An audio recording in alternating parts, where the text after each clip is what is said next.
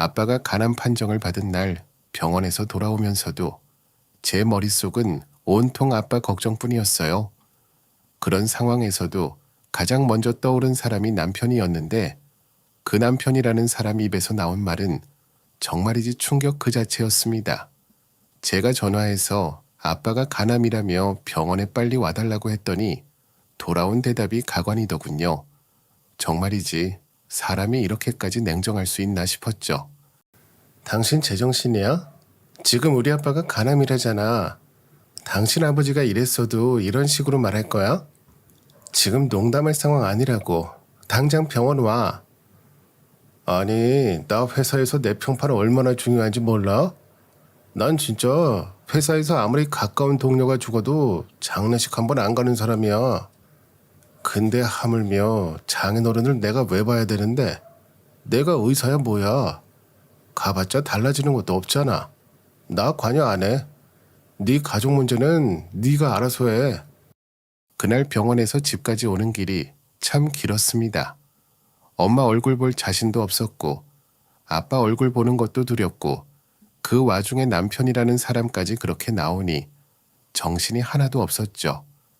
진짜 세상에 저 혼자 던져진 기분이더라고요. 친정엄마는 제가 병실에 들어서자마자 아무 말 없이 손만 잡아주셨고 아빠는 덤덤하게 웃으면서 별거 아니야, 괜찮아 하시더라고요. 그 담담한 아빠 얼굴 보면서 저도 최대한 눈물 참느라 진짜 애먹었죠. 너희 남편은 같이 안 왔니? 그래도 사비가 한 번은 와봐야지. 얼굴이라도 보여줘야 아빠가 좋아하실 텐데 왜 안 오니? 남편이 일이 좀 바빠서 못 온다고 하네요. 그래도 엄마, 내가 있으니까 걱정하지 마세요. 병원도 내가 매일 올 테니까 아빠도 괜찮으실 거예요. 에휴, 사위는 그래도 되는 거냐? 처가가 일이 생겼으면 한 번쯤 얼굴이라도 내비쳐야지. 내가 사돈댁에 뭐라 말하겠어. 그래도 너라도 있어서 다행이다. 남편은 그날 이후에도 끝끝내 병문안 한 번 안 왔어요. 그럴 때마다 남편한테 정말이지 인간으로서 기대라는 걸 접어버리게 됐죠. 심지어 한 번은 저한테 대놓고 내 가족 일엔 관여 안 해, 이 말을 또 하더라고요. 저도 더 이상은 입도 안 떨어졌어요.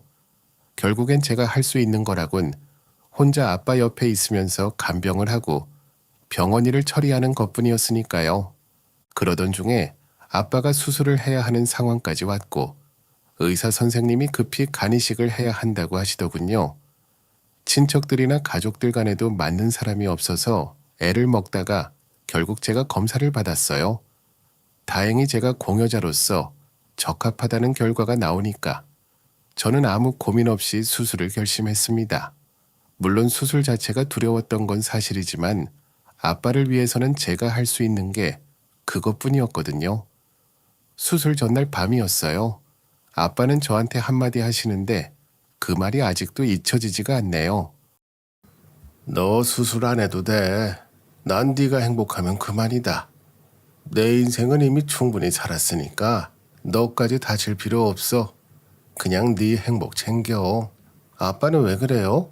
내가 간 주고 나서도 아빠랑 나는 행복할 수 있어. 내가 할 수 있는 건 해야죠. 아빠 수술 받고 나서 우리 앞으로 오래오래 같이 살 거예요. 너만 괜찮다면야 아빠야 좋지만 그래도 네가 다치고 아프면 아빠가 못 견디니까 하는 소리야. 넌 꼭 행복해야 돼. 알겠지? 수술 당일 그 긴장감과 두려움 속에서 남편한테 딱 한 번 전화해봤어요. 당연히 병원엔 올 생각도 없었고 심지어 제가 간이식을 하겠다고 해도 네가 선택한 일이니까 결과도 네가 감당하라며 오히려 저한테 짜증까지 내더군요. 그래서 저는 더 이상 아무 연락도 하지 않았습니다. 수술장 들어가기 직전까지 옆에 있어준 사람은 엄마뿐이었어요. 친정엄마가 제 손을 꼭 잡고 끝까지 안 놓아주셨고 저는 그 손에 의지해서 간신히 수술실에 들어갔습니다. 수술은 다행히 성공적으로 끝났어요. 깨어났을 땐 제가 아픈 것보다도 아빠 상태가 궁금했는데 아빠가 잘 견디셨다는 얘기를 듣고서야 안심이 되더라고요. 그날 이후로 매일매일 병원에서 아빠를 간호하며 지냈어요. 제 몸도 제대로 회복되지 않았는데 아빠 챙기느라 병원에서 거의 살다시피 했죠. 수술 자국이 당기고 아파서 제대로 걷지도 못할 때도 있었지만 그래도 저는 그때 힘들다는 생각조차 하지 않았어요. 아빠가 곁에 있으니까 그걸로 다 된 것 같았죠. 그렇게 2달 가까이 병원 생활을 하고 드디어 퇴원을 했어요.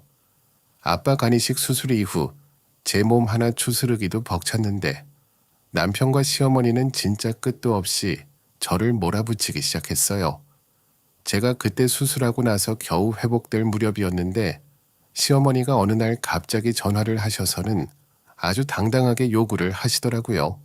그때는 하도 어이가 없어서 제가 순간 잘못 들은 줄 알았다니까요. 무슨 말을 그렇게 태연히 하시는지 모르겠어요. 예, 나 발 마사지기 하나 사려고 하는데 말이다. 요즘 다리가 너무 아파서 잠을 못 자겠어. 그게 한 50만 원쯤 하더라. 너 요즘 병원에서 쉬면서 돈 좀 아꼈지? 네 아빠 때문에 고생한 건 아는데 그래도 며느리가 이 정도 효도는 해야 되지 않겠어? 바로 보내라. 내가 바로 살 거다. 어머니, 제가 지금 수술하고 나온 지 얼마 되지도 않았는데요. 그리고 저도 지금 일 못해서 돈 없어요. 남편한테 말씀해 보세요. 저한테 왜 그러세요? 아이고, 네 남편이 너 때문에 얼마나 힘든 줄은 생각 안 하니? 넌 쉬는 동안 남편이 벌어다 준 돈으로 살았잖아. 며느리 노릇하면서 발 마사지기 하나 못 사줘? 너 진짜 배영망덕하다 애가. 정말이지. 그때는 제가 말문이 턱 막혀버리더라고요. 몸 아픈 것도 서러운데 시어머니는 어떻게 사람한테 그런 식으로 말씀하시는지 모르겠어요. 게다가 제가 돈이 없다고 하니까 그 뒤로는 아예 대놓고 비꼬면서 얘기하더라고요. 심지어 제가 아빠한테 간이식까지 했는데 그런 상황에서 저를 등쳐먹는다고 표현하는 게 말이나 돼요? 세상에 별 미친 경우가 다 있다 싶었죠. 그 뒤로 얼마 안 있어서였어요. 저녁 밥상에서 남편이 대놓고 밥 반찬 투정을 하면서 저를 쳐다보고는 아주 노골적으로 이렇게 말하더군요. 넌 아픈 티 좀 그만 내고 반찬이라도 제대로 해봐. 얼굴만 봐도 지겨운데 맨날 밥상까지 부시라니까 진짜 밥맛 떨어져 죽겠네.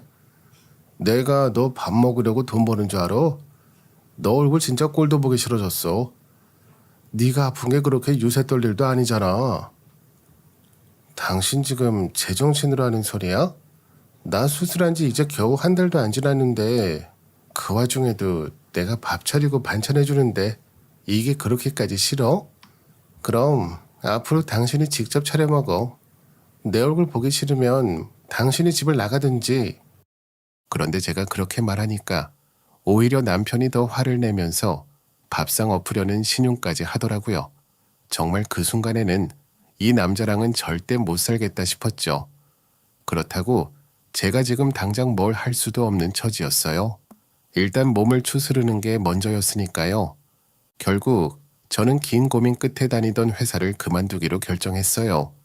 제가 수술 끝내고 회복하던 그 무렵 친정집은 부모님이 시골로 내려가 계셔서 비어있는 상태였어요.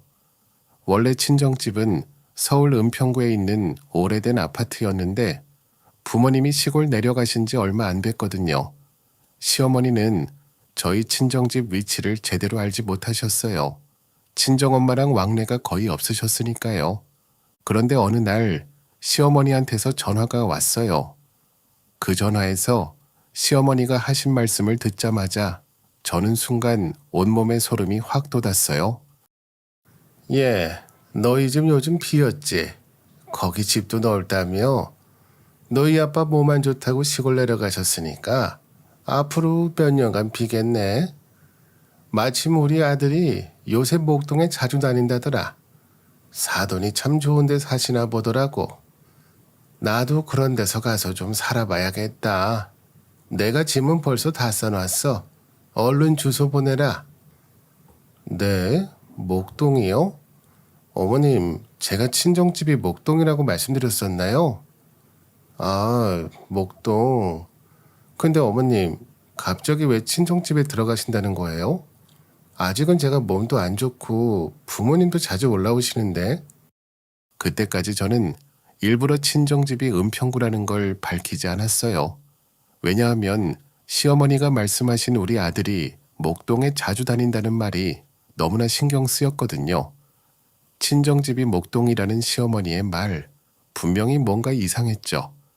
저는 이걸 그냥 넘기지 않고 조금 더 떠보기로 했어요.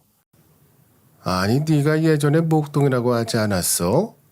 우리 아들이 목동에 자주 다닌다고 하길래 난 네 친정이 당연히 거긴 줄 알았지. 뭐 어쨌든 주소 얼른 보내.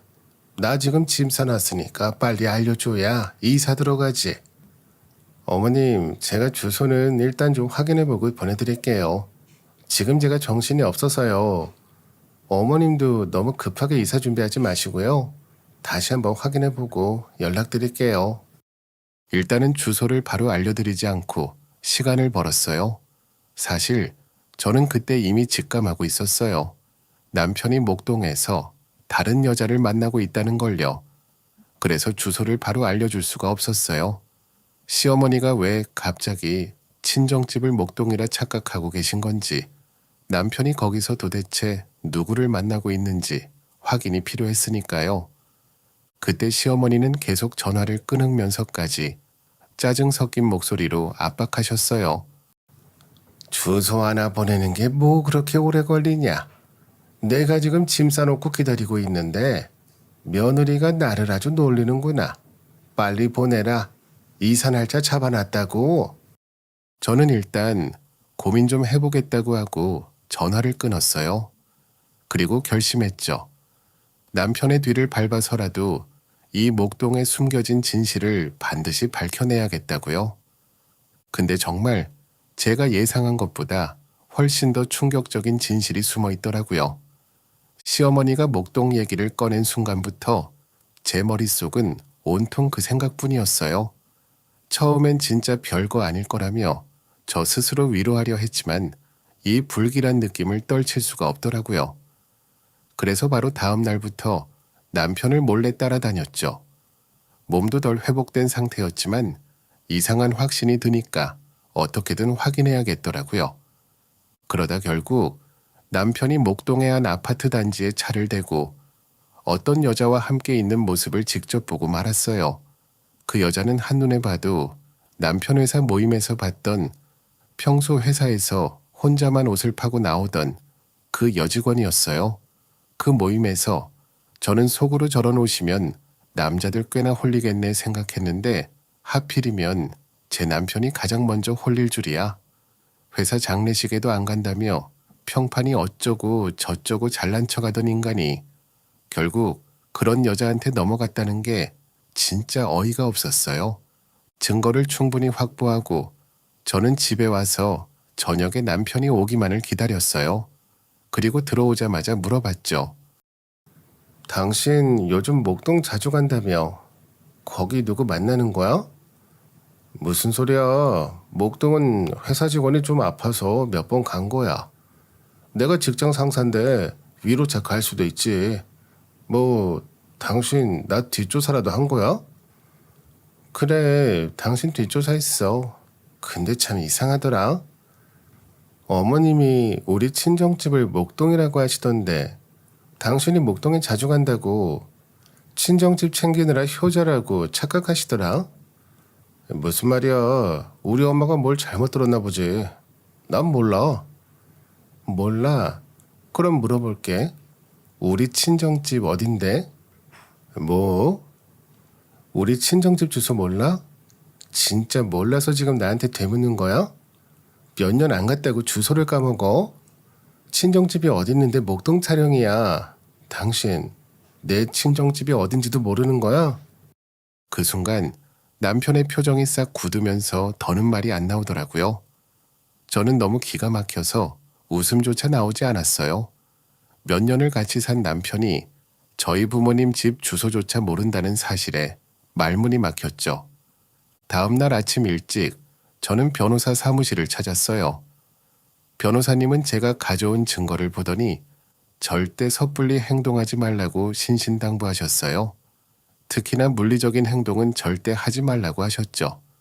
그랬다간 오히려 저한테 불리해질 수도 있다고요. 대신에 신중하게 현명하게 대처하라며 차근차근 복수를 계획하라고 하셨어요. 변호사 상담을 받고 나오면서 저는 잠시 고민을 했어요. 그리고 가장 좋은 방법이 떠올랐죠. 아직 목동 주소를 기다리고 계실 시어머니가 생각났어요. 그날 바로 전화를 걸었죠. 어머님 저예요. 주소 기다리고 계셨죠? 정신없어서 늦었어요. 근데 어머님 진짜 목동 집으로 들어가시려고요? 거기 들어가시면 뭔가 좀 놀라실지도 몰라서요. 얘가 지금 와서 뭔 소리니? 너 지금 나 놀리니? 내가 네 말 듣고 벌써 짐까지 다 싸놨어. 이사 날짜 잡은 지도 며칠 지났고. 지금 네가 이러면 내가 어디로 가라는 거냐? 얼른 주소나 보내. 어머님, 제가 생각을 좀 해봤는데요.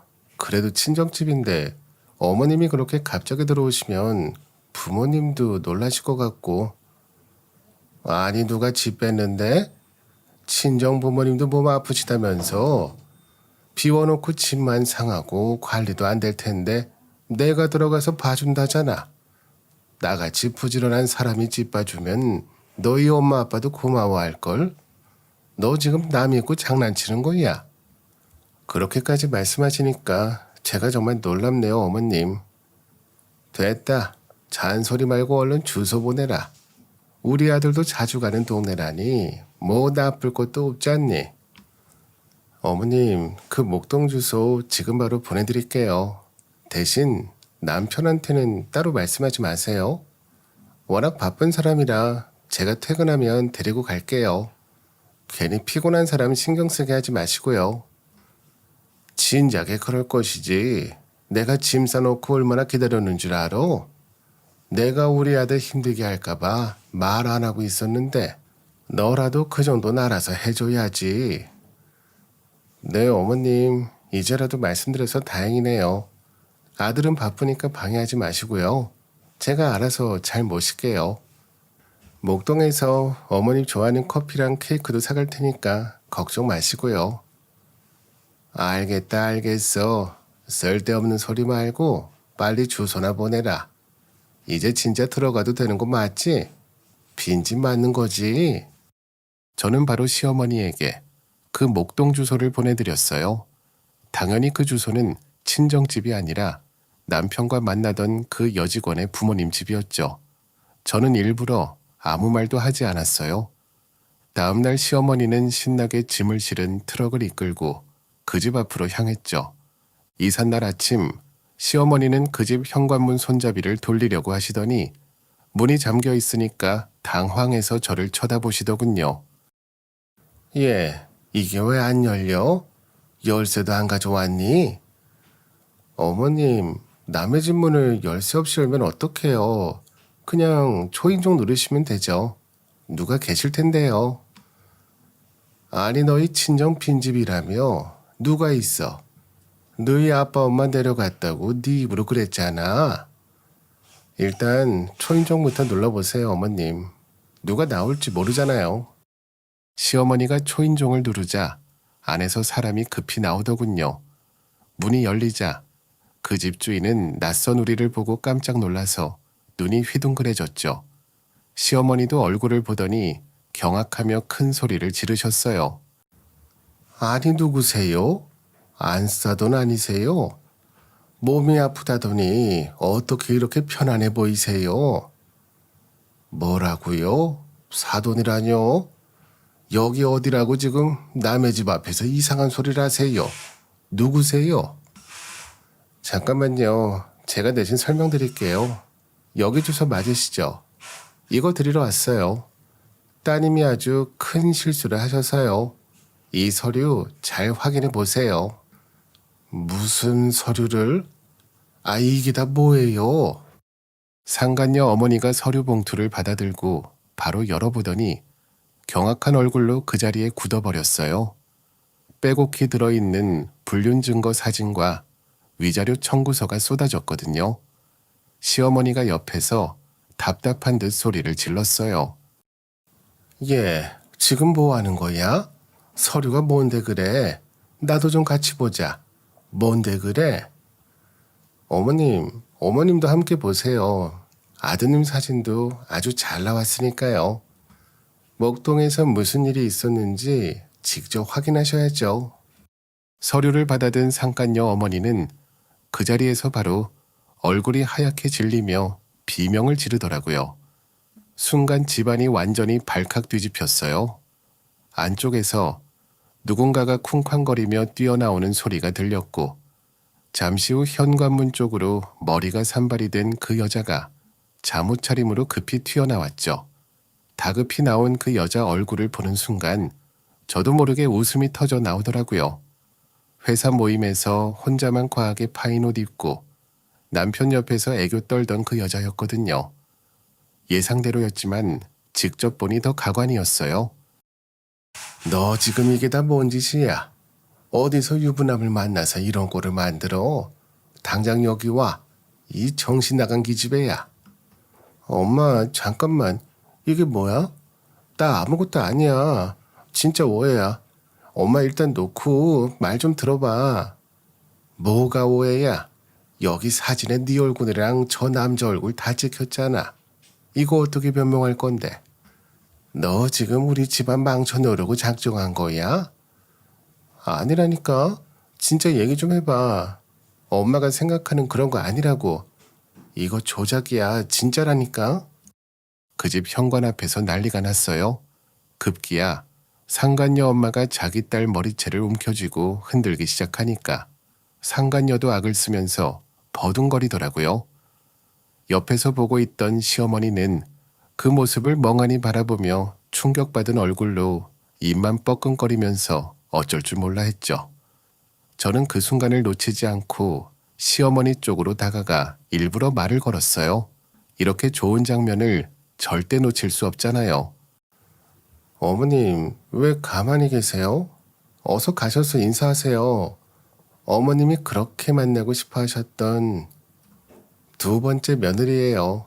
마침 이렇게 가족들 다 모였으니 상견례 자리 겸 서로 인사도 하고 좋겠네요. 뭐라고? 얘 지금 너 뭔 소리 하는 거니? 이게 무슨 말이야? 두 번째 며느리라니? 이 여자가 대체 누군데 우리 아들이랑 뭔 상관이 있는 거야? 아, 아직도 모르세요? 지금 저기 엄마한테 머리 잡혀서 끌려 나오는 여자요. 어머님이 그렇게 예뻐하시는 아드님이랑 목동에서 매일 만나던 상간녀라고요. 어머님도 이 집 들어오고 싶다고 하셨잖아요. 이왕 이렇게 된 거 빨리 가서 인사 나누세요. 전 어차피 이혼할 거니까 앞으로 친하게 지내세요. 얘가 미쳤냐 미쳤어. 너 지금 이게 뭔 소리야. 말도 안 돼. 네가 잘못 본 거야. 우리 아들이 그럴 리 없어. 그 난장판을 보고 있는 게 정말 속이 시원하더라고요. 현관 앞에 선 상간녀가 자기 엄마한테 머리차에 잡혀 끌려다니고 있고 시어머니는 그 자리에서 혼이 나간 채로 입만 뻐끔거리고 있었어요. 정신을 차리지 못하는 시어머니한테 더는 볼 것도 없다 싶어서 저는 일부러 남편에게 전화를 걸었어요. 모든 상황을 직접 보게 하고 싶었거든요. 당신 엄마 목동에 보냈어. 당신이 좋아하는 목동 그 집 말이야. 지금 엄청난 일이 벌어졌으니까 빨리 와서 말려봐. 당신 아니면 오늘 어머님 큰일 나겠다. 지금 뭔 소리야? 목동 어디? 당신 설마 엄마한테 뭔 짓 한 거 아니지? 어딘지 당장 주소 불러. 왜 거기 매일 다니던 당신이 주소를 몰라? 잘 들어. 당신이랑 놀아난 그 여자 집이야. 당신 장모님이랑 지금 당신 두 번째 부인이랑 잘들 놀고 있어. 빨리 와서 수습이나 해. 너 진짜 제정신 아니구나. 일단 거기 가만히 있어. 움직이지 마. 알았어? 남편은 정말 미친 듯이 달려왔는지 정확히 10분 만에 헐레벌떡 나타났어요. 그 집 앞에서 허옇게 질린 얼굴로 서 있는 시어머니를 보더니 놀라서 달려가더라고요. 엄마 왜 이래? 지금 이게 뭔 일이야? 왜 여기 있어? 예, 네가 이럴 줄 몰랐다. 이게 다 뭔 꼴이야? 네가 왜 이런 짓을 했어? 엄마 무슨 말이야? 얼른 가자. 내가 설명할게. 여기서 이러지 말고 일단 빨리 가자. 어딜 가? 어머니께서 여기 목동집으로 오고 싶어 하셔서 모셔다 드린 거야. 들어가서 얼른 인사드려. 여기 계신 분들이 당신 장모님이랑 장인어른이고 저기 머리 산발된 저 여자가 당신 새 부인이야. 남편이 순간 저를 노려보며 손을 뻗어 시어머니를 데리고 나가려고 했어요. 그 모습을 보자마자 저는 더는 참을 수 없어서 남편의 팔을 붙잡고 온 힘을 다해 얼굴에 따기를 올렸죠. 순간 모든 게 정지한 듯 주변이 조용해졌어요. 그 집 부모도 상간녀도 시어머니까지 전부 놀라 멈춰섰죠. 따기 소리가 너무 커서 저도 손이 얼얼했어요. 그 소리에 시어머니가 힘없이 털썩 주저앉더라고요. 그리고 저는 아주 또렷하게 한마디 했죠. 이제부터 제대로 보여줄 테니까 다들 똑똑히 들어. 너희 둘 다 회사에서 당장 잘리게 만들 거고 이 바닥 어디서도 못 살게 만들 테니까 너희들이 사람 잘못 건드렸다는 거 확실히 알게 해줄게. 얼마나 바닥까지 떨어질지 똑똑히 보라고. 그리고 저는 돌아섰어요. 더 이상 볼 것도 없고 볼 이유도 없었으니까요. 그날 이후 저는 바로 변호사를 통해 이혼 소송을 시작했어요. 사실 모든 증거를 이미 확보한 상태라 소송은 어렵지도 않았죠. 증거가 너무 완벽해서 변호사조차도 이 사건은 걱정할 필요가 없다고 하더라고요. 오히려 혹시라도 제가 감정적으로 대응할까봐 진정시키기에 바쁠 정도였죠. 그 와중에 회사에도 그 사건의 전말이 빠르게 퍼져나갔어요. 아무래도 남편과 그 여자가 같은 회사 거래처 관계였기 때문에 소문이 날 수밖에 없었죠. 회사 사람들 사이에서 둘이 불륜을 저질렀다는 이야기가 돌았고 결국 그 여자는 사건이 터진 지 얼마 지나지 않아 바로 퇴사했어요. 소문이 너무 심해서 얼굴을 들고 다닐 수가 없었나 보더라고요. 나중에 듣기로는 그 여자 집에서는 딸 혼사길 완전히 망쳤다며 난리가 났다고 했어요. 남편 역시 얼마 지나지 않아 회사에서 퇴사했어요. 남편이 그렇게 중시하던 평판이 하루아침에 바닥을 쳤으니 회사에서 제대로 견딜 수가 없었겠죠. 자존심 강한 인간이었는데 어쩌나 싶기도 했어요. 그래도 자업자득이니까 저는 조금도 동정하지 않았어요. 이혼 소송은 제 예상보다 훨씬 빠르게 마무리됐어요. 이미 준비했던 불륜 증거가 완벽했고 시댁에서 저에게 한 폭언과 금전적인 요구까지 증언과 문자로 확실히 남아 있었으니까요. 남편 쪽에서 변호사를 통해 합의를 시도하려고 했지만 저는 단호하게 거절했어요. 결국 소송을 끝까지 갔고 남편과 상간녀는 저에게 각각 위자료를 지급해야 한다는 판결을 받았어요. 재산 분할은 간단했어요. 결혼 초부터 제가 벌어온 돈을 잘 관리하고 있어서 다행히도 손해보는 일은 없었어요. 시댁에서 이것저것 요구하면서 가져갔던 돈도 판결 덕분에 전부 되돌려받게 됐고요. 위자료까지 합해서 금액도 꽤 두둑하게 받았죠. 남편은 이번 사건으로 인해 재정 상태가 완전히 망가졌다고 하더라고요. 퇴직금도 제대로 못 받고 회사 이미지 실추로 다른 곳으로 옮기는 것도 어렵다고 했으니까요. 하지만 그건 더 이상 제 문제가 아니었어요. 그렇게 제가 가장 두려워했던 이혼 과정이 끝났어요. 생각보다 깔끔하고 확실하게 끝났지만 돌이켜보면 그 과정이 저한테도 너무 힘들었어요. 한 가지 정말 다행이었던 건 아이가 없었다는 거예요. 친정 아빠가 아프셨던 이후로 심리적으로 워낙 불안하고 힘든 나날들을 보내다 보니 아이를 갖는다는 건 상상도 못했거든요. 그래서 결과적으로 아이가 없다는 사실이 정말 큰 다행으로 다가왔어요. 만약 아이까지 있었으면 소송도 더 복잡해지고 마음도 더 아팠을 거라는 생각이 들었거든요. 너 당장 짐 싸서 내려와라. 거기 혼자 있지 말고 엄마 아빠랑 같이 좀 지내자. 엄마도 네 얼굴 보고 싶고 너희 아빠도 네 걱정 때문에 잠을 못 자는구나. 엄마, 근데 나 지금 이렇게 내려가도 되는 거야? 내가 너무 미안해서 그래. 내가 아빠 건강까지 망친 것 같아서 내려갈 엄두가 안 나. 그게 무슨 소리야? 예, 부모가 자식 걱정하는 게 당연하지. 그러니까 네가 힘들 때 더 곁에 있어야 되는 거야. 다른 소리 하지 말고 내려와라. 엄마, 그럼 내려갈게. 나도 사실 여기서 혼자 있으니까 너무 힘들었어. 엄마 얼굴 보면 울 것 같아. 저는 정말 그날 바로 짐을 싸서 친정으로 내려갔어요.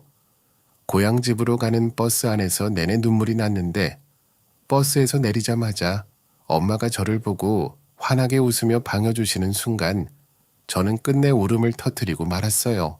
그동안 혼자 얼마나 힘들었는지 저는 그제야 깨달았던 거예요. 친정에 내려가서 엄마 아빠와 함께 보내는 하루하루는 정말이지 너무 따뜻했어요. 아침에 일어나면 아빠는 평소 잘 드시지도 않는 빵이며 샌드위치를 한가득 사놓고 제가 좋아하는 딸기잼까지 준비해 두셨더라고요. 우리 딸 서울서 너무 고생했지. 여기 와서는 그런 생각 다 버리고 아빠랑 같이 편하게 쉬자. 그동안 모셨으니까 푹 쉬어야 된다. 아빠, 나 정말 아무 생각 없이 여기서 오래오래 쉬어도 돼? 엄마 아빠한테 미안해서 계속 눈치 보여. 얘가 왜 눈치를 봐? 우리 딸이 얼마나 힘들었는지 아빠가 다 안다. 네가 이렇게라도 집에 와서 엄마 아빠랑 지내주는 게 아빠는 너무 행복해. 진짜로 아빠가 그렇게 말해주니까 좀 마음이 놓인다. 나 서울에서 혼자 있을 때 진짜 숨 막혔거든. 그때 저는 깨달았어요. 정말 힘들 때 곁을 지켜주는 사람들이 바로 가족이라는 걸요. 친정집에 내려온 이후 저는 거의 아무것도 안 하고 매일 아침 엄마 아빠와 함께 밥 먹고 차 마시고 집 앞 마당에서 햇볕을 쬐며 하루를 보냈어요. 아빠는 아픈 몸으로도 늘 저한테 웃으면서 말해줬죠. 걱정하지 마라. 네가 웃으면 아빠는 그걸로 다 나은 거나 마찬가지다 하고요. 이혼하고 친정에 내려와 지내는 동안에도 서울 소식은 계속 귀에 들어오더라고요. 저는 사실 그때 서울에서 있었던 일은 최대한 잊고 싶었지만 워낙 난리가 났던 사건이라 소식이 계속 저한테까지 들려왔어요. 특히나 저랑 친했던 회사 후배가 자꾸 연락을 줬는데 저보고 조금이라도 마음이 편해지라고 그 인간들 몰락 소식을 열심히 전해주더라고요. 어느 날 후배가 다급하게 전화해서는 대뜸 이러는 거예요. 선배님, 그 여자 있잖아요. 상간녀. 결국 회사 완전 잘리고 난리 났어요. 그 여자 부모님이 엄청 충격받아서 아버지가 쓰러져서 병원에 입원했대요. 정말 어쩌다 그렇게 됐대? 그 집도 워낙 잘 살고 딸도 그렇게 당당하던데 말이야. 그러게요. 선배님 이혼 소송하고 나서 회사에 소문이 다 퍼지니까 그 집 부모님들이 완전 뒤집어졌대요. 자기 딸이 유부남이랑 불륜이라고 회사 사람들한테 소문 쫙 퍼졌으니 아버지가 충격받아 쓰러진 거죠. 결국 그 여자도 회사에서 버티지 못하고 도망치듯 사표내 떼고 들었어요. 그 여자도 그만큼 망가졌으면 됐지 뭐. 난 더 이상 걔한테 신경 쓰기 싫어. 그렇게 상간녀가 먼저 몰락한 건 다행이었지만 제가 진짜로 궁금했던 건 바로 제 전남편이었어요. 그 인간이 그렇게 평판 타령하면서 인생 잘 나가던 사람이었는데 지금쯤 어떻게 살고 있을까 싶었죠. 그런데 아니나 다를까 남편도 오래 버티지 못했다는 소식이 들려왔어요. 회사에서 그렇게 잘난 척하던 인간이었는데 결국 자기가 저지른 일 때문에 완전히 평판이 무너졌잖아요. 결국 회사에 사표를 내고 퇴사했는데 문제는 그 뒤였어요. 경제적으로 완전히 망가졌다는 얘기를 들었죠. 심지어 카드 빚이며 대출까지도 완전 바닥이라 갈 데도 없이 폐차장 한 구석 컨테이너에서 생활한다는 거예요. 그 소식을 들었을 때 솔직히 고소하면서도 조금 씁쓸하긴 하더라고요. 선배님, 그 남자 완전 거지 됐어요. 지금 폐차장에서 일당벌이하면서 산다던데요. 한 달 생활비도 제대로 못 번대요. 그래, 자기가 한 짓인데 누굴 탓해? 한때는 회사에서 그렇게 잘 나갔던 사람이 꼴 좋다 진짜. 맞아요. 심지어 그 남자 엄마 있잖아요. 병원비가 없어서 병원에서도 쫓겨났다고 하더라고요. 그 잘난 시댁 식구들도 재산 다 날리고 보증금도 없는 다세대 월세로 밀려났대요. 완전 몰라 그 자체네요. 그렇게 제가 전해 들은 소식은 시댁 식구들과 남편 상간녀가 하나같이 바닥까지 떨어졌다는 이야기였어요. 제가 서울에서 겪었던 시간들이 얼마나 끔찍했는지 생각하면 이런 소식을 듣고 솔직히 마음 한구석이 시원하기도 했지만 동시에 뭔가 텁텁한 기분도 들었죠. 하지만 그때는 몰랐어요. 그렇게 몰락한 남편이 다시 제 인생에 나타날 줄은 정말 상상도 못했으니까요. 친정에서 지내는 동안 몸도 마음도 조금씩 회복되는가 싶었는데 아빠 건강은 오히려 점점 더 나빠지셨어요. 한동안 좋아지시나 했던 아빠 상태가 다시 급격히 나빠져서 결국 병원에 재입원하게 되었죠. 이번에는 정말로 심각한 상태였어요.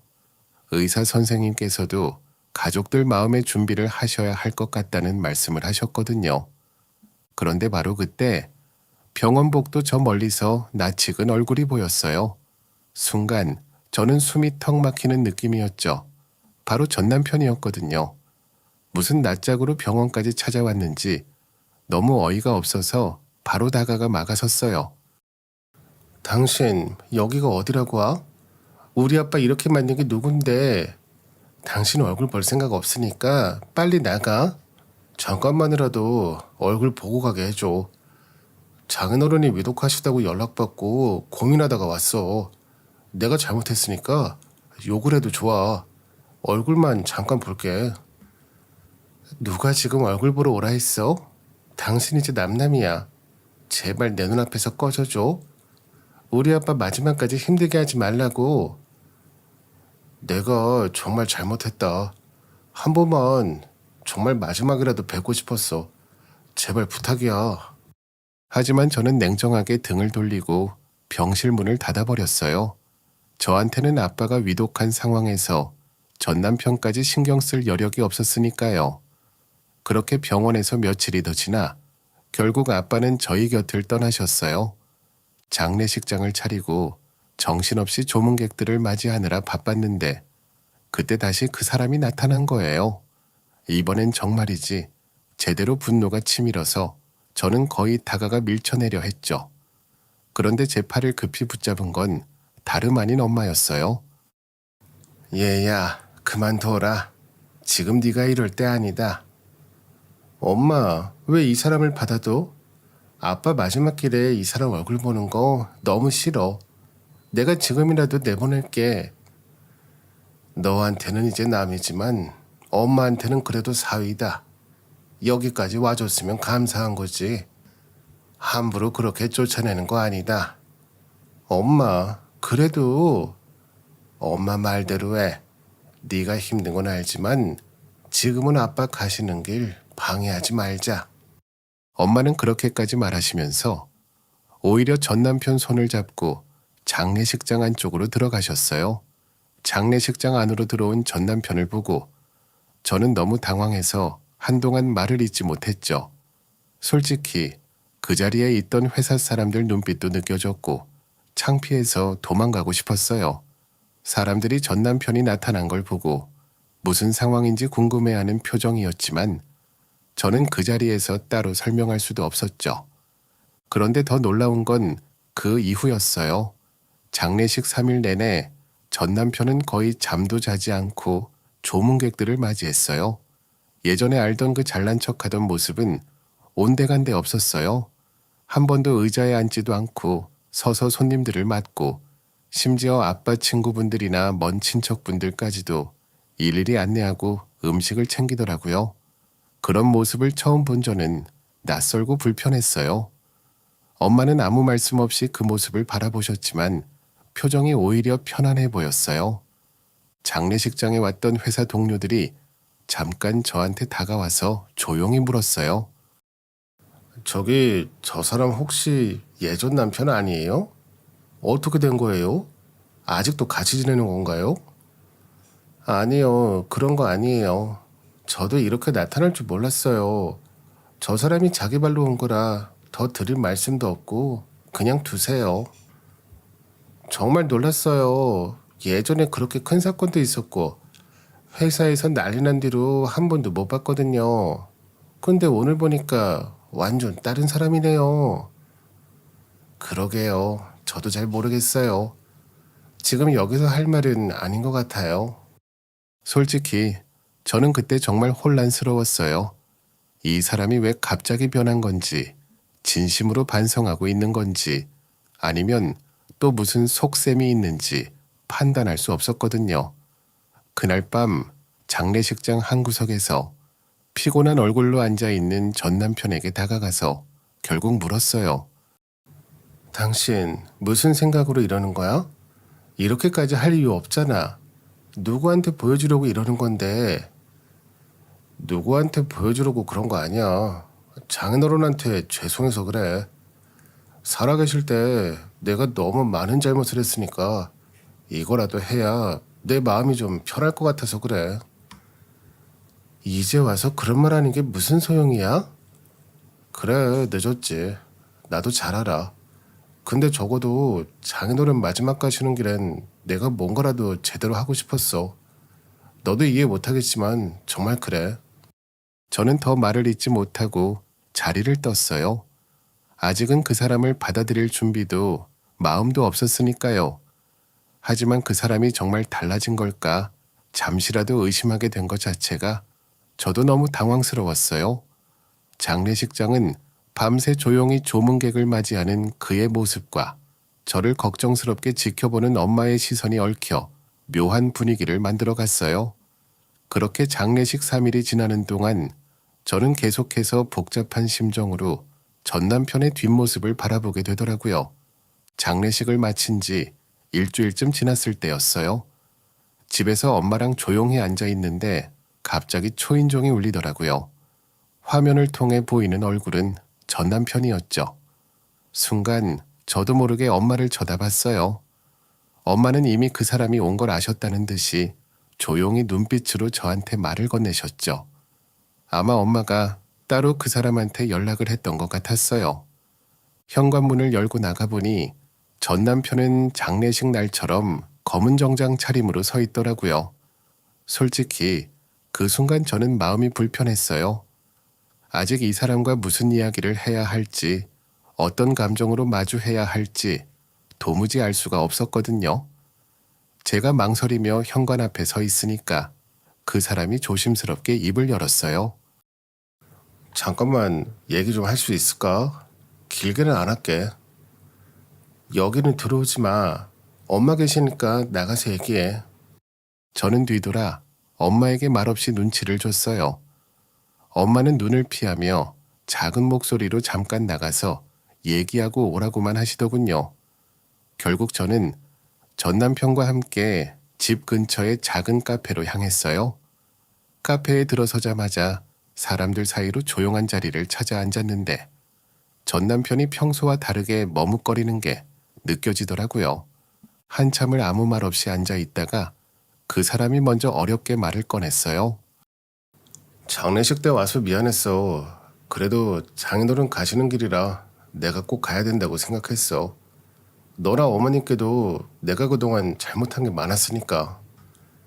솔직히 네가 올 줄 몰랐어. 그리고 네가 거기서 그렇게까지 성실해 주는 거 보면서도 믿기지 않았고 마음도 편하지 않았어. 이제 와서 이런 말이 우습겠냐마는 정말 후회 많이 하고 있어. 너랑 살던 집 나와서 폐차장에서 살면서 진짜 뼈저리게 깨달았어. 나 진짜 미쳤었더라. 내가 왜 그렇게 어리석었는지 모르겠어. 후회한다고 네가 한 짓이 없던 일이 되는 건 아니잖아. 알아. 너랑 다시 합치고 싶다는 말도 정말 염치 없지. 그래도 내가 다신 네 인생에 나타나지 않을 생각하니까 진짜 세상이 멈춘 것 같아.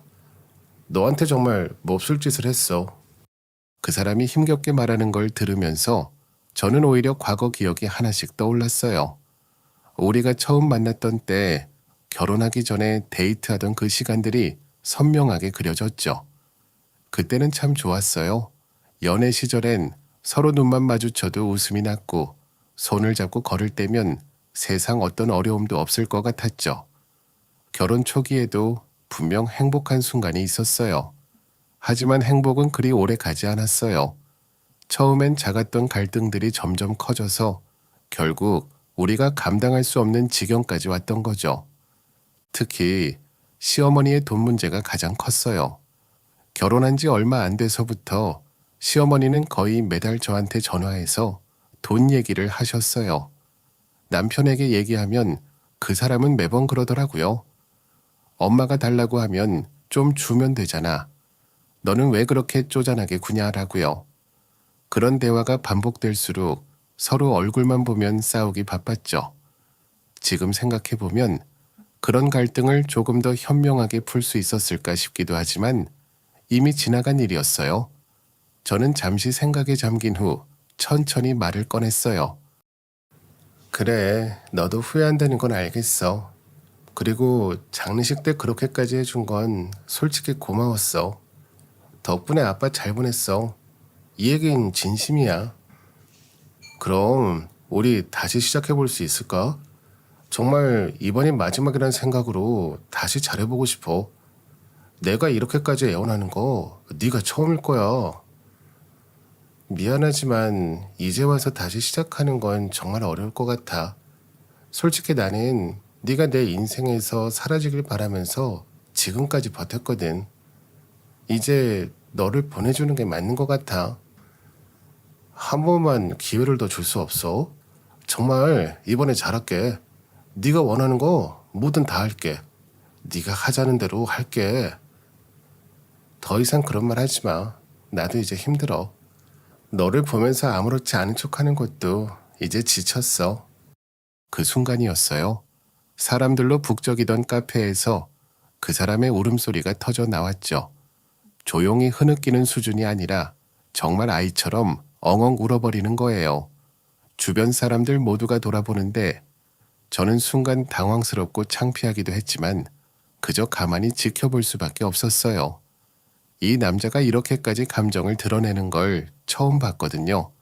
하지만 저는 결국 자리에서 일어났어요. 그의 울음소리를 뒤로 한 채 카페 문을 열고 나왔죠. 문을 나서는데 이상하게 눈물은 나지 않았어요. 내 안에서 뭔가 크게 무너지는 소리가 들렸지만 이제 정말 이 사람을 보내는 게 맞는다는 생각만 선명히 남았어요. 그렇게 저는 다시 한번 그와 함께했던 과거를 제 뒤로 던져버리고 앞으로 걸어 나왔어요. 아빠가 떠난 뒤 저는 아빠가 지내시던 고향으로 내려와 새 삶을 준비하기로 했어요. 아빠랑 텃밭에서 상추를 따고 토마토를 심으며 보내던 그 짧은 시간이 저한테는 인생에서 가장 행복한 순간이었거든요. 아침에 햇살 아래 아빠가 미소 지으시며 이렇게 직접 키운 걸 먹으니까 얼마나 좋아. 세상에서 가장 맛있다 하셨던 그 모습이 아직도 생생해요. 그래서 저는 그 순간들을 잊지 않고 계속 이어가고 싶었어요. 막연히 농사를 짓는 게 아니라 스마트팜을 제대로 배워서 아빠의 고향에서 더 건강하게 살아보고 싶었죠. 처음엔 조금 망설였지만 곧바로 농업기술센터에서 스마트팜 관련 강의를 듣고 책도 사서 밤낮으로 공부를 시작했어요. 이전까지 제가 도시에서 했던 일과는 완전히 다른 분야라 어려웠지만 공부를 하면 할수록 오히려 설레더라고요. 하루하루 새벽부터 일어나 책을 보고 강의도 찾아 듣고 하다 보면 하루가 어떻게 흘러가는지도 몰랐어요. 몸은 피곤했지만 저녁마다 엄마랑 저녁상을 마주하고 앉아서 오늘 공부한 내용을 들려드릴 때가 저는 제일 뿌듯했어요. 엄마도 그런 제 모습을 보며 미소 지으셨고요. 엄마는 어느 날 저한테 물으시더라고요. 정말 네가 이렇게 농사 공부할 줄은 몰랐다. 힘들진 않어? 괜히 억지로 하는 건 아니지? 아니야, 엄마. 진짜 행복해. 공부하면 할수록 아빠 생각도 나고 아빠가 그토록 좋아하시던 일을 내가 계속하고 있다는 게 정말 좋아. 아빠가 너 지금 이러는 거 보면 엄청 좋아하시겠다. 우리 딸이 이제 정말 자기 인생 찾았다고 하면서 자랑하시겠지? 맞아요. 그랬을 거예요. 아빠가 살아계셨다면 제 등을 두드리며 칭찬해 주셨을 거예요.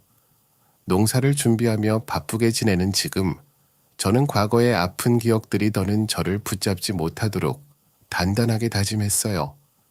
그때의 저는 너무 쉽게 사람을 믿었고 신뢰를 쉽게 줬어요. 하지만 이제는 알아요.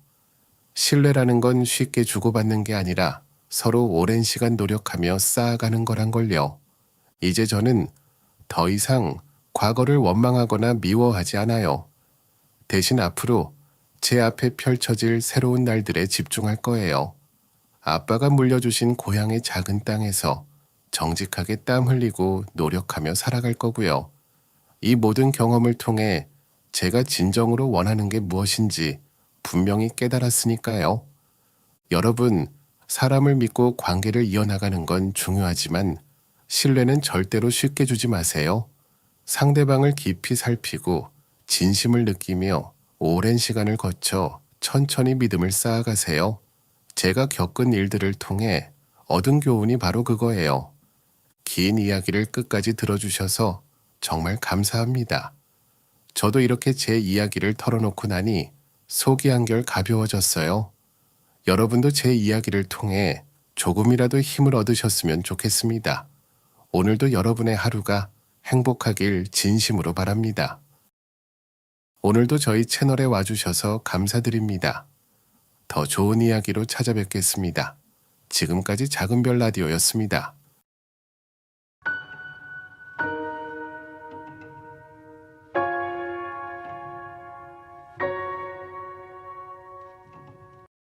결혼하면 다들 처음엔 힘들다고들 하는데 저는 좀 많이 힘들었어요. 아마 다른 사람들이 겪는 거랑은 결이 좀 달랐던 것 같아요. 신혼집 마련할 때부터 시댁 눈치 보느라 친정에 미안해서 고개 못 들고 다녔거든요. 지금 생각하면 진짜 다시는 그런 짓 안 할 거예요. 아버님, 저희 신혼집 계약이 다음 주라서요. 지난번에 말씀하신 그 부분 혹시 준비되셨을까요? 갑자기 말씀드리는 것 같아서 죄송한데 날짜를 미룰 수가 없어서요. 아이고 아가, 그 얘기 하려고 전화 기다리고 있었지. 그때는 좀 도와줄 수 있을 것 같았는데 막상 살펴보니까 사정이 생각보다 빠듯하더라고. 돈 나갈 데가 워낙 많아서 말이야. 아무튼 이번엔 좀 어렵겠다. 아버님, 저희도 대출이 안 나와서 정말 막막한 상황이라서요. 혹시 일부라도 조금만 도와주실 수 없을까요? 아가, 우리도 여유 있으면 왜 안 도와줬겠어? 근데 말이다. 넌 부탁을 참 쉽게도 한다. 결혼이라는 게 처음부터 누가 다 챙겨주는 게 아니야. 둘이 맞벌이라며 시작은 원래 힘든 거야. 그런 건 알아서 해나가는 거지. 그때부터였어요. 저는 정말 눈앞이 캄캄해졌죠. 저희가 둘 다 직장은 다니고 있었지만 결혼 준비하면서 이미 쓸 돈은 다 나간 상태였거든요. 모아둔 적금도 거의 바닥이었고 은행에선 대출도 막혔어요. 어쨌든 신혼집은 계약 날짜가 다가오고 있었는데 시댁에서는 그냥 알아서 하라는 말뿐이니 진짜 막막했죠. 며칠 뒤 남편이랑 장 보러 갔다가 우연히 친정 근처를 지나게 됐어요. 문득 생각나서 잠깐 들른 건데 부모님 집 앞에 웬박스랑 짐이 한가득 쌓여 있는 거예요. 순간 뭐지 싶더라고요. 이사 준비라도 하시나 싶었지만 아무 얘기도 없으셨던 터라 심장이 쿵하고 내려앉았죠. 혹시 무슨 일 생긴 건 아닌가 싶어서 괜히 가슴부터 조여오는 기분이었어요. 엄마 이게 뭐야? 무슨 일 있어? 짐이 왜 이렇게 많어? 나한테 연락도 없이 무슨 일이야? 어머 얘가 갑자기 왔네. 별일 아니야. 그냥 정리 좀 하느라 그래. 너 왔으니까 맛있는 거라도 좀 해줄까 싶었는데 엄마가 좀 바빠서 안 되겠다. 너 그냥 얼른 가봐. 장 보러 가던 길이라며. 엄마 진짜 별일 없어? 이사하는 것도 아닌데 왜 짐이 나와 있어? 나한테 말 안 하는 거 아니야? 나 걱정할까 봐. 아유 아니다. 무슨 별일이 있다고 그러니? 너 신경 쓸 거 없어. 빨리 가서 장 봐. 우리 괜찮다니까 왜 그러니? 근데 아무리 봐도 아닌 거예요.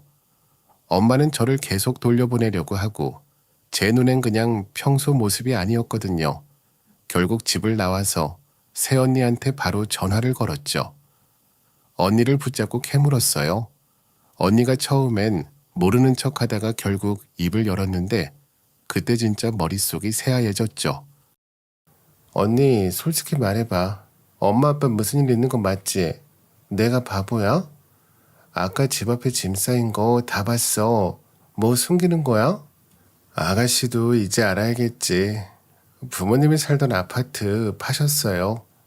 남은 예금까지 전부 깨서 아가씨네 신혼집 전세자금 보태주셨어요.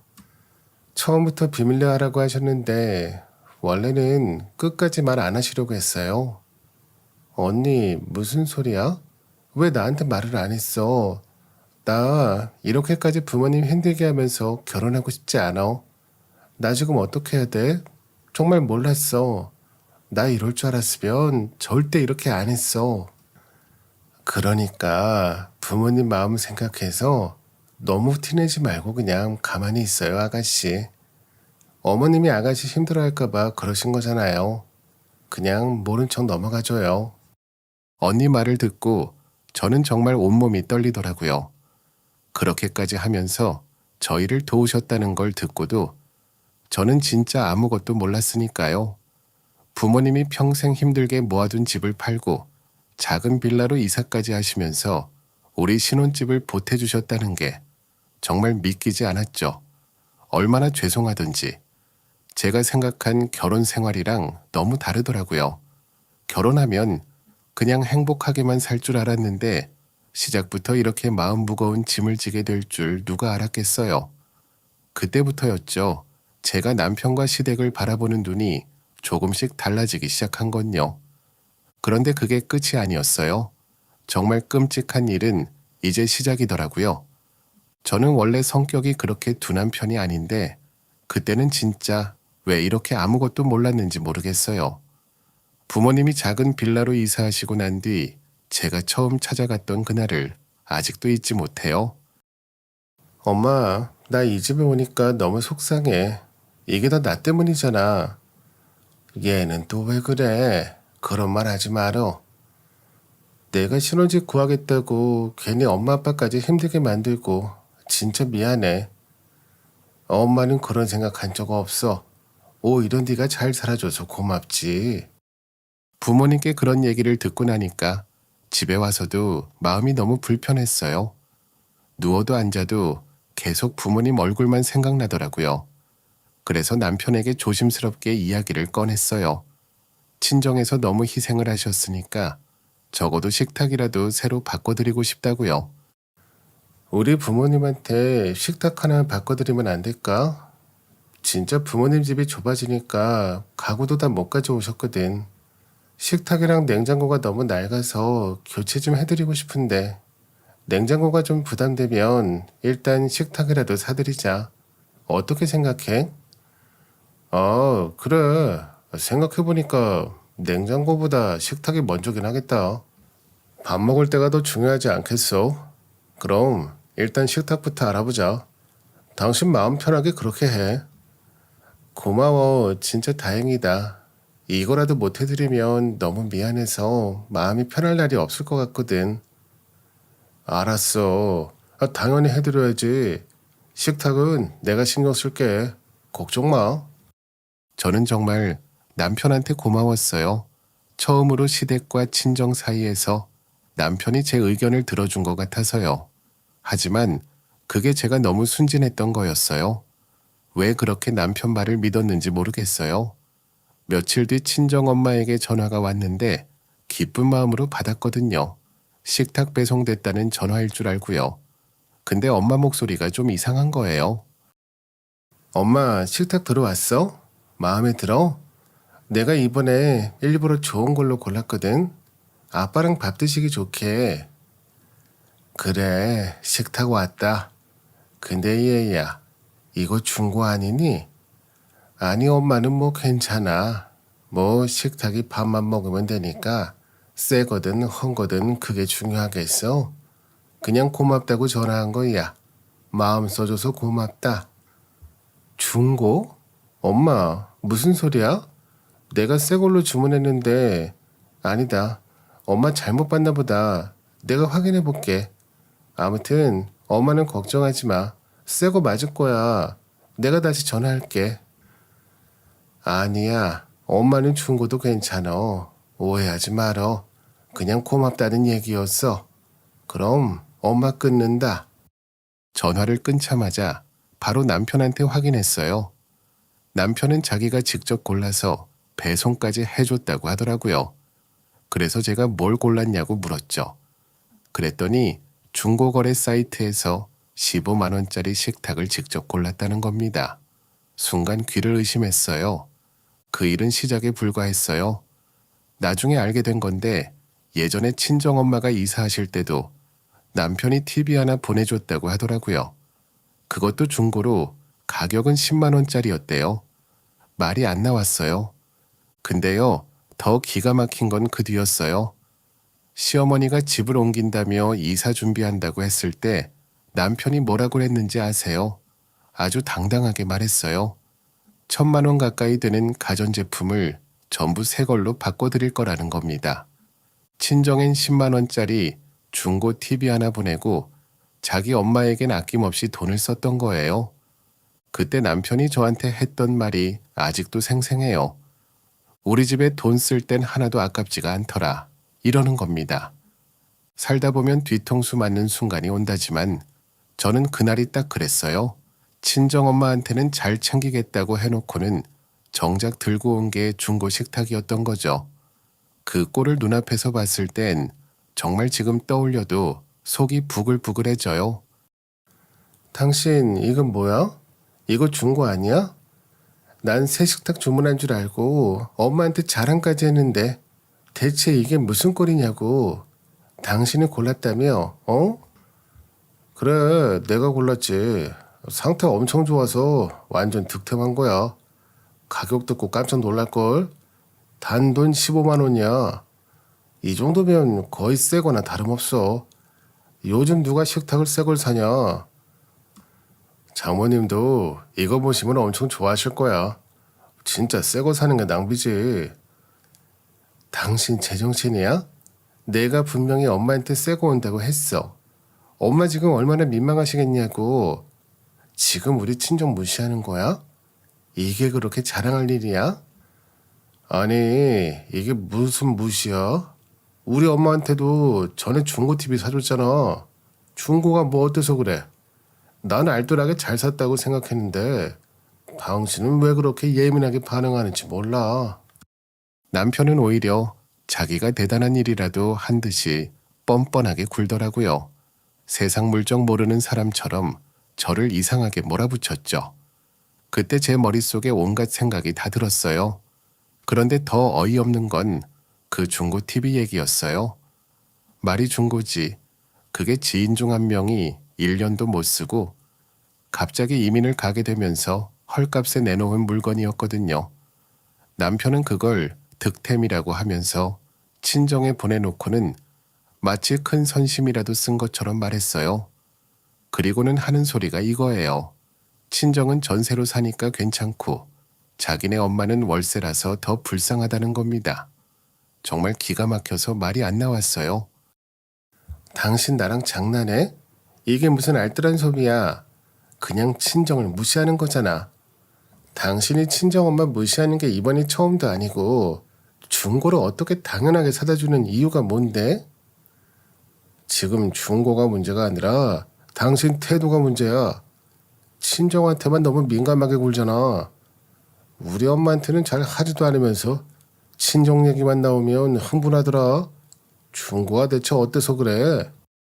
지금 다시 떠올려도 속이 부글부글 하더군요. 그 중고 식탁 일 이후로는 도저히 마음이 안 놓이더라고요. 그래서 그냥 그 식탁 중고 장터에 내놨어요. 다리는 흔들리고 모서리마다 찍힌 데가 많고 앉기만 하면 삐걱거리는 그 식탁이요. 남편이 15만 원 주고 샀다며 대단한 물건처럼 자랑했던 그거요. 저는 따로 120만 원짜리 원목 식탁 세트를 골랐습니다. 상판은 광이 반질반질 도는 고무나무였고 의자도 4개 딱 맞춰져 있었어요. 친정엄마 아버지 두 분이 식사하실 때도 넉넉하고 나중에 식구들 모여도 부족하지 않겠다 싶었거든요. 남편은 옆에서 또 투덜거렸어요. 그걸 왜 새로 사냐, 돈을 왜 그렇게 쓰냐는 소리를 하더라고요.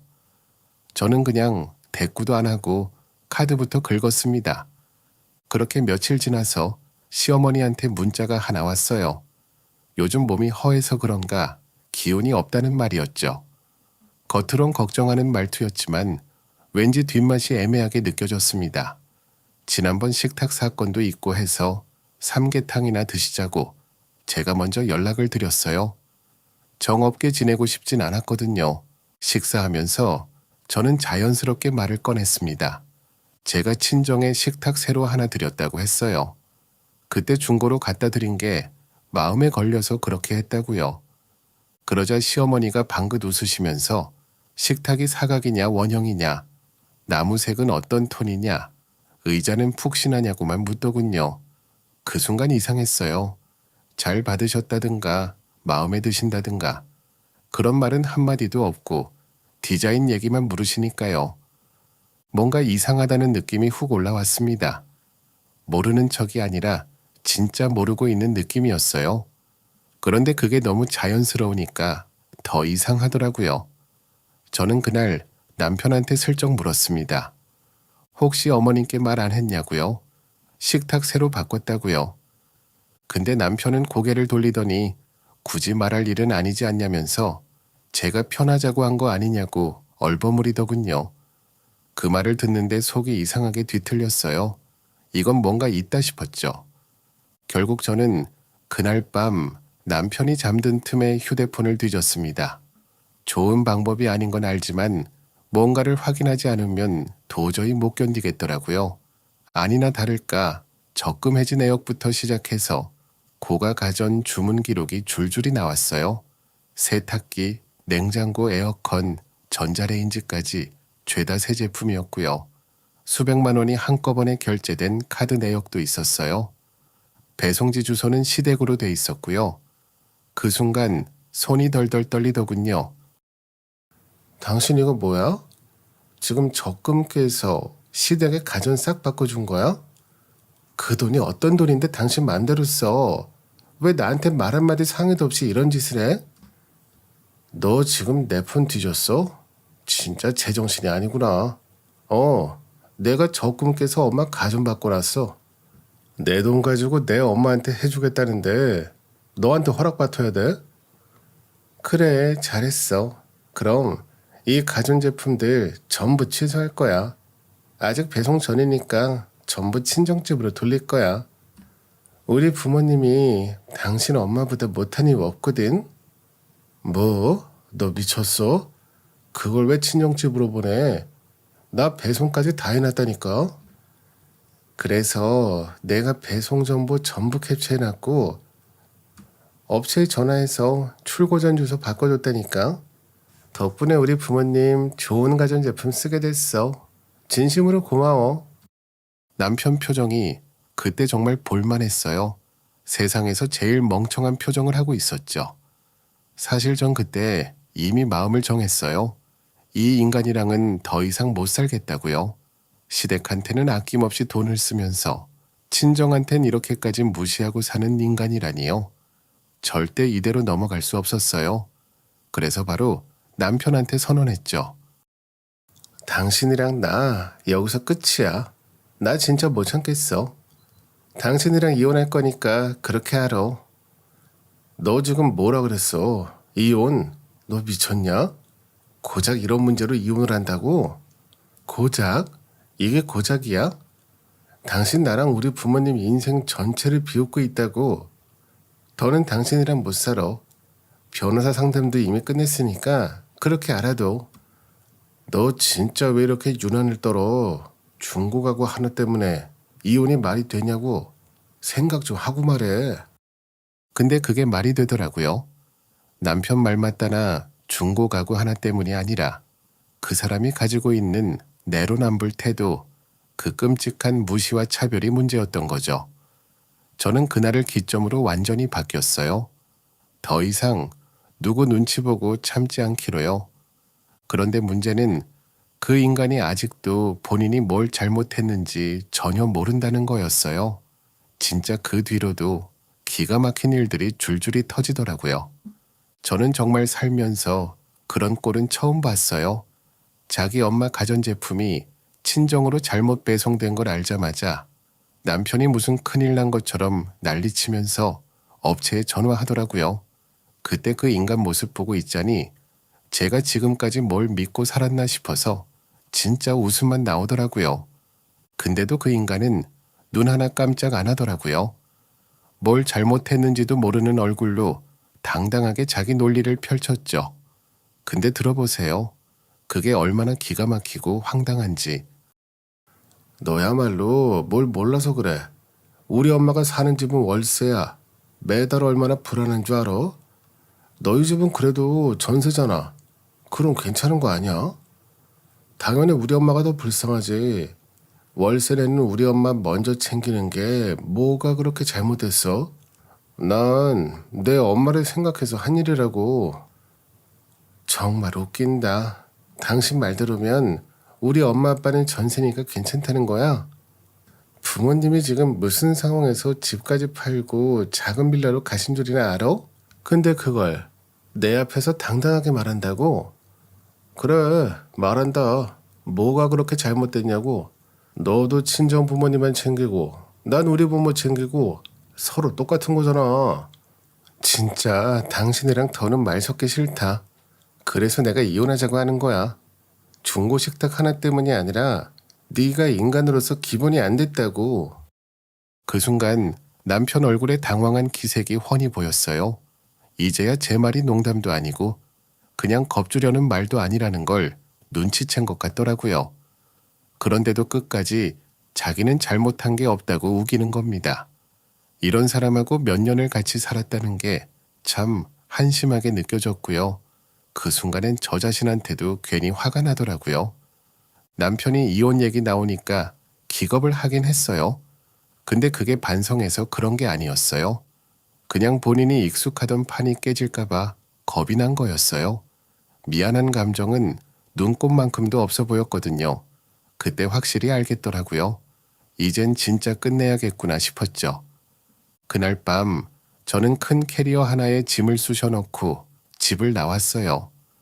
어디 갈지 정해진 것도 없었지만 그냥 이젠 이 집에 더는 못 있겠더라고요. 다행히 대학 동창 하나가 연락하자마자 우리 집으로 오라며 방 하나를 내줬어요. 며칠 그 친구 집에서 지내며 이혼 서류 준비하고 정신 좀 가다듬었죠. 그러던 중에 친정엄마한테서 연락이 왔어요. 상황 다 알고 계셨더라고요. 방 하나 비었으니 들어오라고 하시는데 그 말 듣는데 어찌나 눈물이 나던지 그간 엄마 아빠한테 죄스러워서 말도 못 꺼냈었는데 그렇게 받아주신 게 얼마나 고맙던지 몰라요. 뭘 그리 눈치를 보니? 네가 뭐 잘못했어? 미영이도 다 얘기해줬다. 우리 집 와서 정민이랑 같이 살아. 그거 걱정 말고 일단 살아야지. 엄마, 나 진짜 괜찮아질 수 있을까? 나 너무 많이 망가졌어. 정민이도 나도. 그런 소리 말어. 누구든 다시 시작할 수 있어. 넌 이제라도 잘할 거야. 그 결단 못하는 사람이 많어. 그렇게 저는 정민이 데리고 친정으로 들어갔어요. 처음 며칠은 적응이 좀 힘들었지만 확실히 몸과 마음이 안정되는 게 느껴졌어요. 무엇보다 정민이가 좋아졌어요. 표정이 확 밝아졌고 치료도 더 잘 따라오더라고요. 그렇게 모든 걸 다 준비한 후 저는 정식으로 변호사 사무실에 다시 들어갔습니다.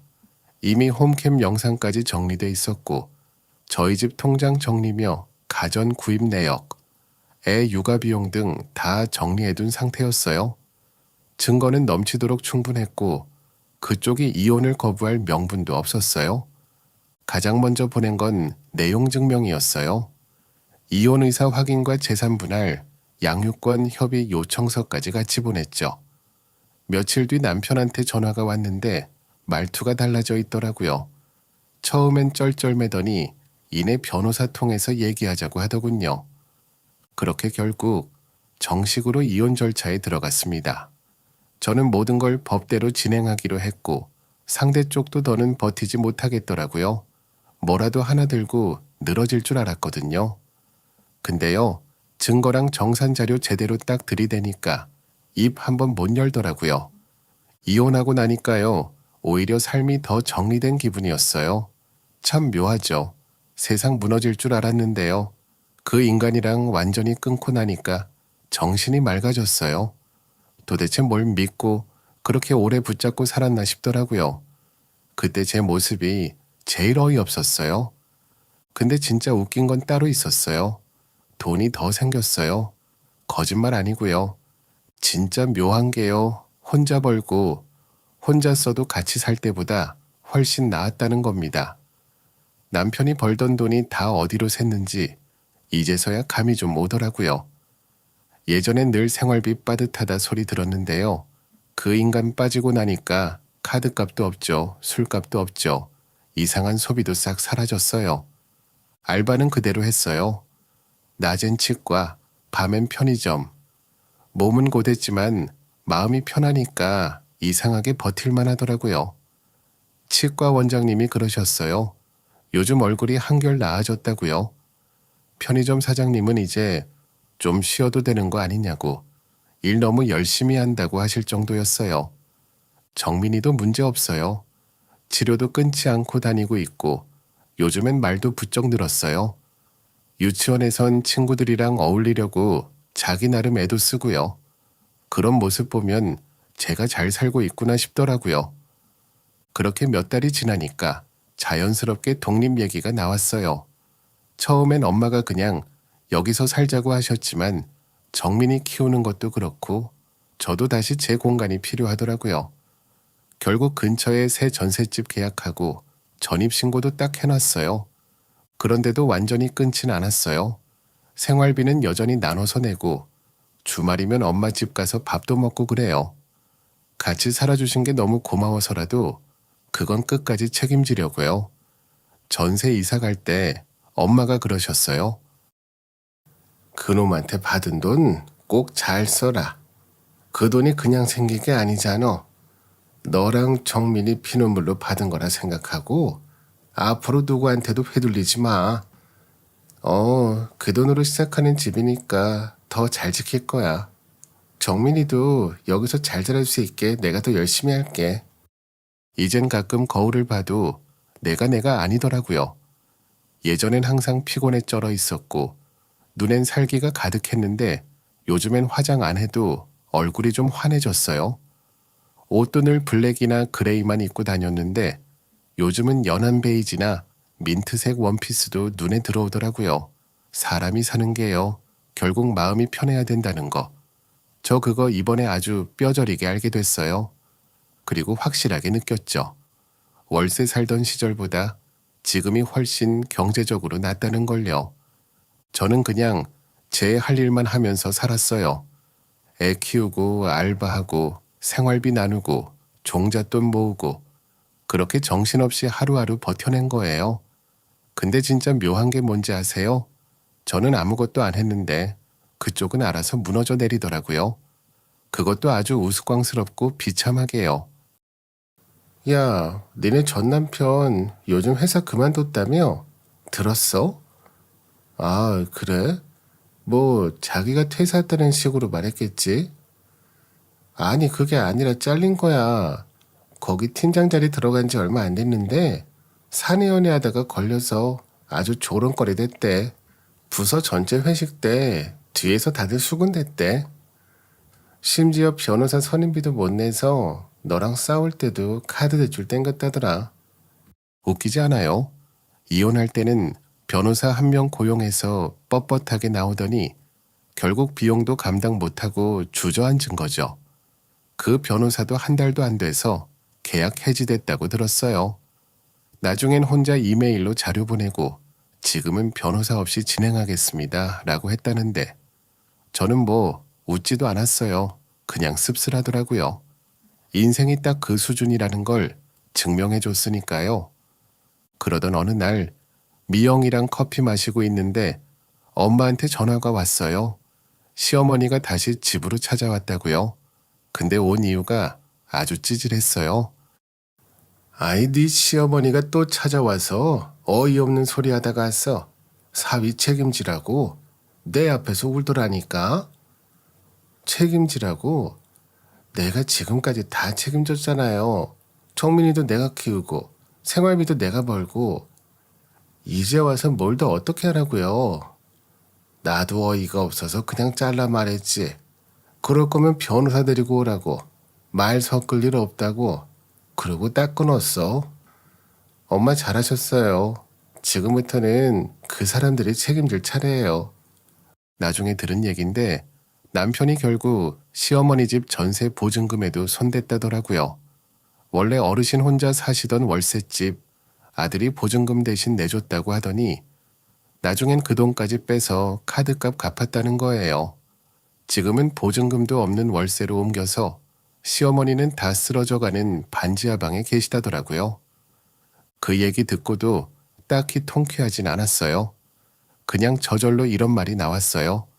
그래, 결국 그렇게 사는 거지. 자기 인생 그대로. 그리고 더 웃긴 건요. 이 모든 정보가 따로 물어보지 않아도 여기저기서 줄줄 새어나온다는 거예요. 저 아무것도 안 했거든요. 가만히 있었는데 그쪽 인생은 알아서 주르륵 무너지고 있었어요. 그렇게 정리 끝내고 제 인생 다시 잘 굴러가고 있었는데요. 참 신기하죠. 잊을만 하니까 꼭 이런 인간들이 스멀스멀 다시 기어 나오더라고요. 전 남편한테 연락이 온 겁니다. 순간 그냥 확 치밀어서 질러버렸어요. 지금 연애 중이라고 5살 어린 사람이라고요. 거짓말인 거 티나지만요. 그렇게라도 하지 않으면 그 사람은 절대 저를 놓지 않더라고요. 나 지금 연애 중이야. 5살 연하고 그러니까 이제 그만 연락해. 진짜 피곤해. 그러니까 너도 이제 단념하라고. 나 새 사람 만나고 있다고. 나 진짜 너랑 아무 상관없어 이제. 아무 상관없다고? 우리가 어떤 사이였는데 지금 이게 무슨 장난처럼 들리냐? 장난 아니야. 나 진심이야. 그만 좀 해. 내가 네 집착 때문에 못 살겠어. 솔직히 말하자면 그땐 그런 사람 없었어요. 근데 말이 씨가 된다고 하잖아요. 몇 주쯤 지나니까 회사 동료가 슬쩍 알려주더라고요. 전 남편이 제 일터 근처를 얼쩡거리며 주변 사람한테 저 근황 물어보고 다닌다고요. 그 말 듣는 순간 등골이 오싹했죠. 그래서 바로 머리를 굴렸습니다. 누굴 이용하자고 생각한 건 아니었는데 마침 우리 병원에 새로 들어온 민수가 떠오르더라고요. 말수 없고 조용한데 듬직하고 괜찮은 동생이었어요. 민수야, 주말에 시간 좀 낼 수 있을까? 사실 부탁이 하나 있어서. 무슨 일인데요? 말만 하세요. 그게 예전에 내가 이혼한 전 남편이 있는데 요즘 자꾸 나 찾아다니거든. 내가 엉뚱한 말 했더니 그걸 진짜인 줄 알고 더 들이대는 거야. 그냥 이번 주 토요일에 애인인 척만 해줄 수 있을까? 아, 그런 상황이셨군요. 알겠습니다. 그날 제가 옆에 있을게요. 걱정 마세요. 토요일 일부러 회사 근처 카페 테라스에 자리를 잡았어요. 민수랑 나란히 앉아서 커피 마시는 척하고 있었죠. 아니나 다를까 슬쩍 다가오는 사람이 있었어요. 눈 마주치는 순간 확신이 들었죠. 전 남편이었어요. 그러게 왜 여기까지 왔어? 나도 바쁘다. 괜히 피곤하게 하지 말자. 그냥 얼굴이나 한번 보려고. 미안해.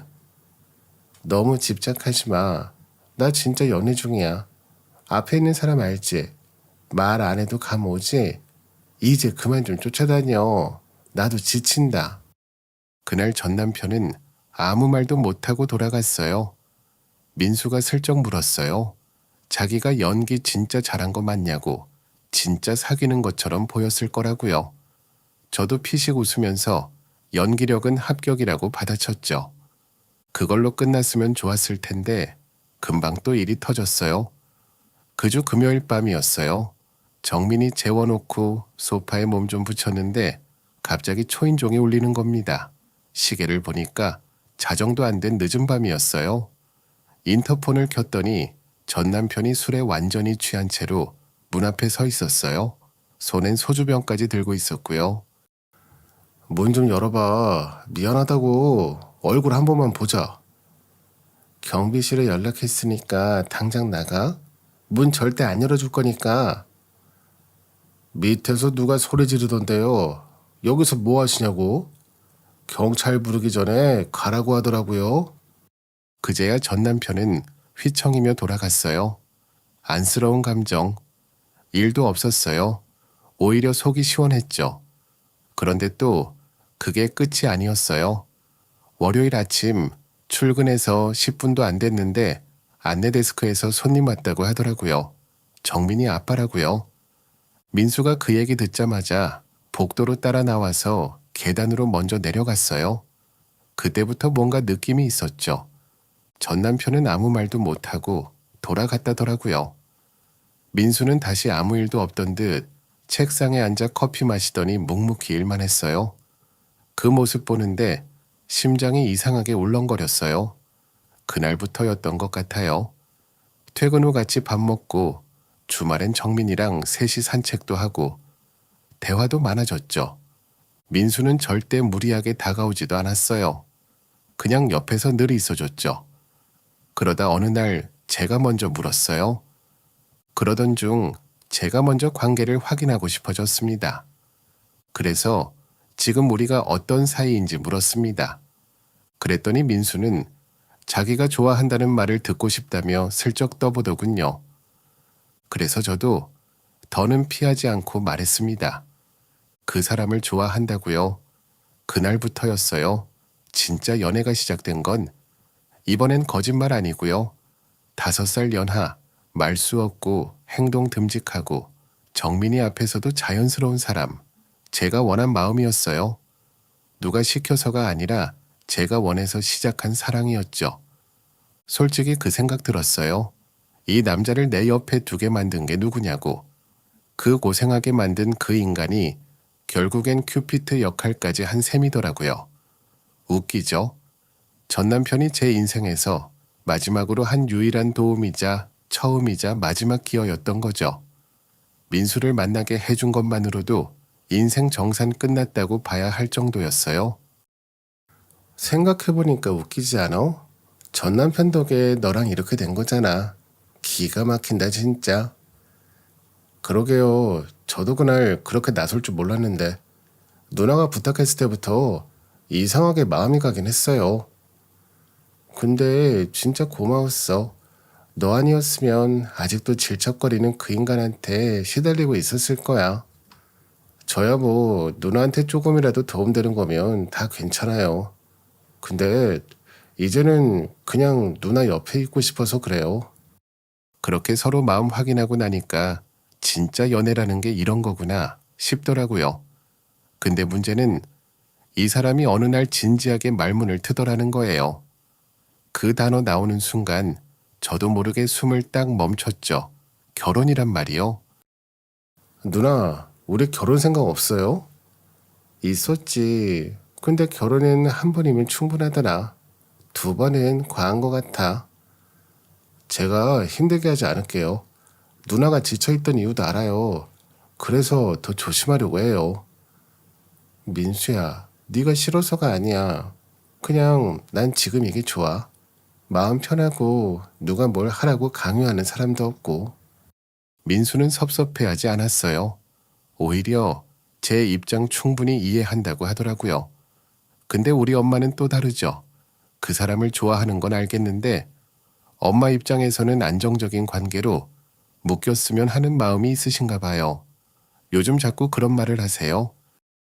민수 그 친구 참 사람 괜찮더라. 너 그런 사람 놓치면 진짜 후회할 수 있어. 엄마, 나 지금 이대로가 딱 좋아. 결혼까지는 좀. 결혼이 꼭 외동을 가는 것만 말하는 게 아니야. 서로 인생 같이 하겠다는 약속이 필요한 거지. 그 약속 안 해도 지금 서로 잘 지내. 엄마는 너무 오래된 기준으로 보지 마. 그래도 사람 일은 모르잖아. 그 사람 마음도 변할 수 있으니까 너도 너무 단정 짓지 말고 좀 열어놔. 엄마 말도 이해가 안 되는 건 아니에요. 근데 지금은 결혼이란 단어 자체가 조금 필요해요. 민수랑 지금 이 모습 그대로가 좋아요. 정민이도 민수를 진짜 잘 따르고요. 가족 아닌 가족처럼 지내는 게 오히려 더 자연스럽고 그래서 좋은 것 같아요. 뭐가 될지는 아직 모르겠어요. 미래는 아무도 모르잖아요. 근데 한 가지 확실한 건 있어요.